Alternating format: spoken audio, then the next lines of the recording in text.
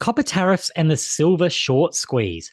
Hi, everyone, and welcome to Ainslie Insights, brought to you by Ainslie Bullion, Ainslie Crypto, and the Gold and Silver Standard. Today, welcome back Alex, who's been looking at what a topic that I find keeps coming up, but one that has got a new spin on it now that we're living in Trump's America. How are you going today, Alex? I'm good. Eventually, something will happen. It's Eventually, something everyone's will been happen. saying since the Hunt brothers. Eventually, Absolutely. So, what we're talking about here is the fact that there is the potential to, we were just talking about it before we came on camera, the potential to blow up this this paper versus physical, all of that. I want to dig into that, but I want to just start off with what's going on here. The fact that we've got some sort of arbitrage that seems to be happening here, some sort of market disruption potentially on the back of potential tariffs. Now, this is a little bit new because we haven't really looked at it through this lens before. How are traders positioning themselves? First of all, what's going on here? Why are they positioning, for starters? And how are they positioning themselves to potentially arbitrage this opportunity? Because that could mean a lot for gold and silver prices in the short and long term. all right. So Trump, was announced that he's going to be the next president around November, and everyone knew that part of Trump's policy, economic policy, was the potential of tariffs. We've spoken about Canadian tariffs, obviously Chinese tariffs, chip tariffs, every tariff, but the first one that seems to get a mention, which was this week, was copper, aluminium, and steel. So since November, traders have been positioning themselves for blanket tariffs in the US, and blanket tariffs, how they affect metals, is what we're going to talk about today.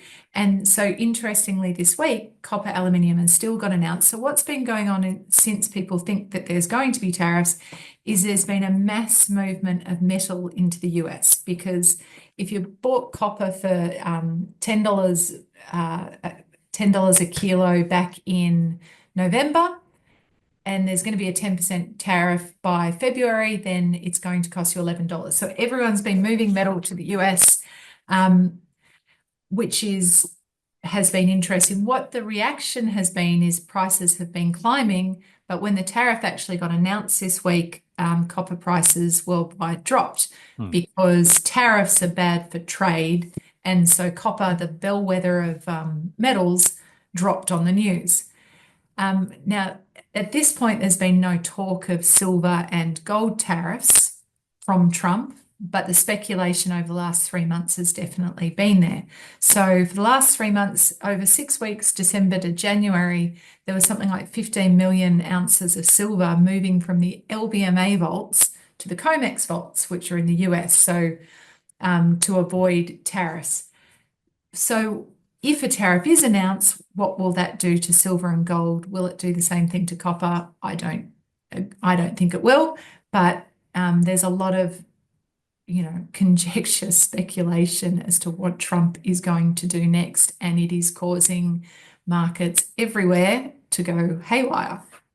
And it's such an interesting thought experiment, at least, because we've never seen that before. We've never really seen gold and silver being subject to tariffs because they're often considered money. They're not considered the same reason why in Australia, bullion isn't subject to GST. All of those things around bullion being money historically, constitutionally, all that sort of argument.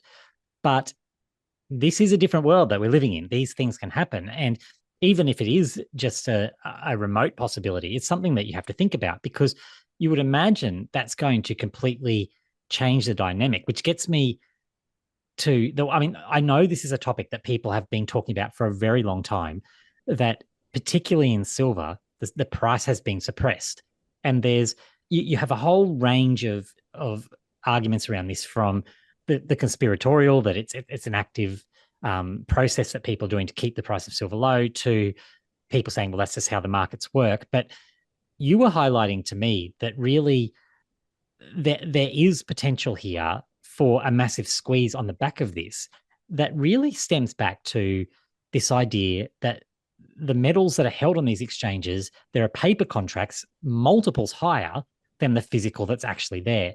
So can you maybe talk us through that? What the potential is for in particular, silver short squeeze here? I mean, it could be the same with gold, but particularly silver, because that's one that's been often talked about, and how this could play into it.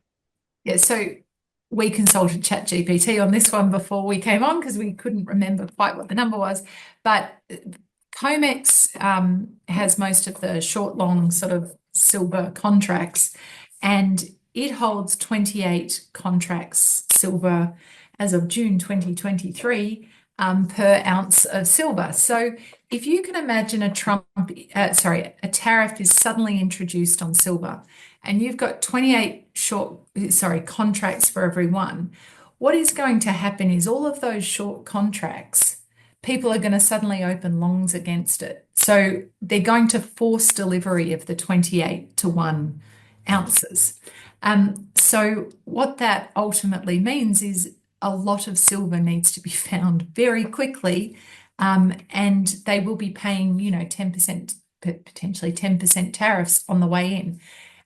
So you've got two vaults now. You've got the LBMA vault and the COMEX vault, and the pricing is different, but there's such a need for silver in the COMEX vault because of a force of shorts versus longs, that potentially, if it is introduced quickly without much notice, it will create a very big short squeeze in the silver market.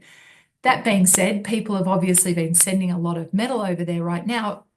Right now, that's causing shorts in the LBMA vaults. Yep. So there's a lot of issues with what's going on in the market, and vaults, trading vaults running out of these metals, and the potential that if this tariff is introduced all of a sudden, you are going to definitely get a short squeeze in the COMEX market and forced deliveries and 10% losses straight up for traders.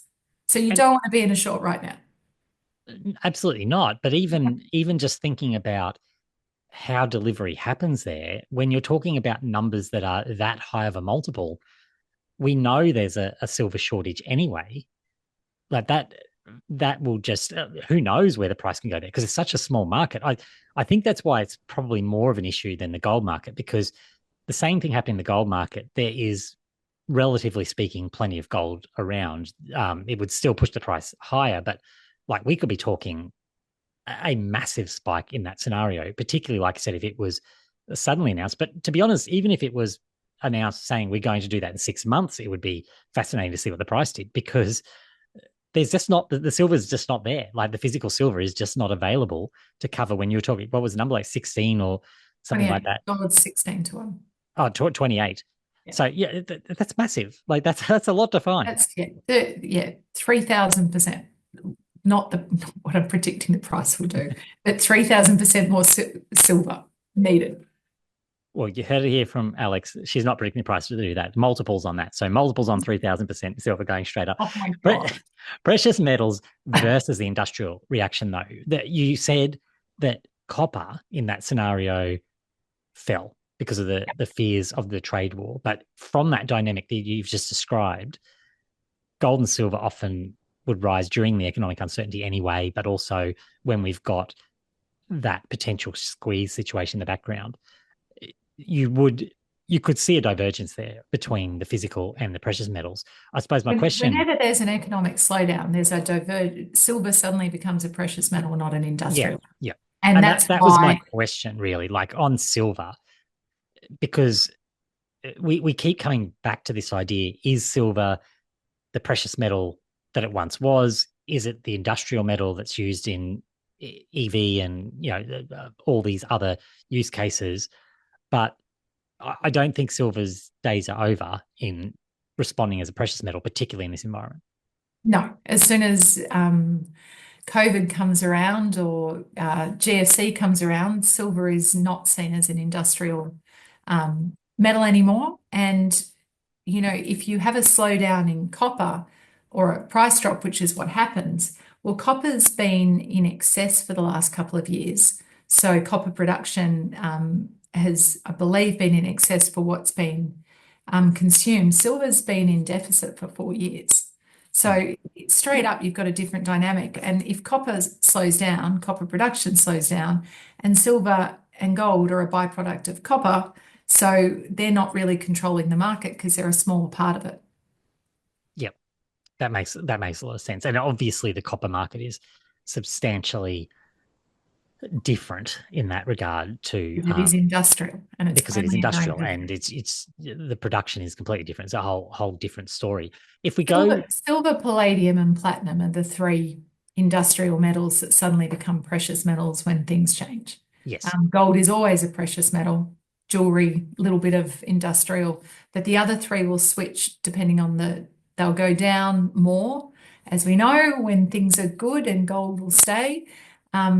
But they'll go up more when they're needed as a precious metal. yeah, absolutely, that makes sense. Probably my last question, just to wrap all of this up. If we think a little bit more broadly, we